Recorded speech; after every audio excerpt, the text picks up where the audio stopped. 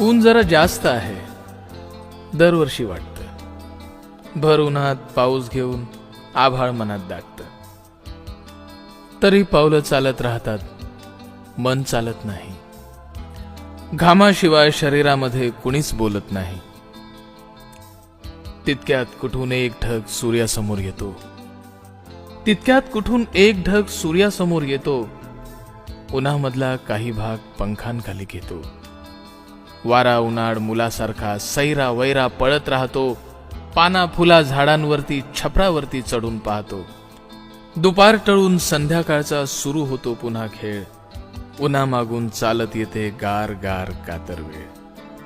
चक्क डोळ्यांसमोर ऋतू कूस बदलून घेतो. पावसाआधी ढगांमध्ये कुठून गारवा येतो.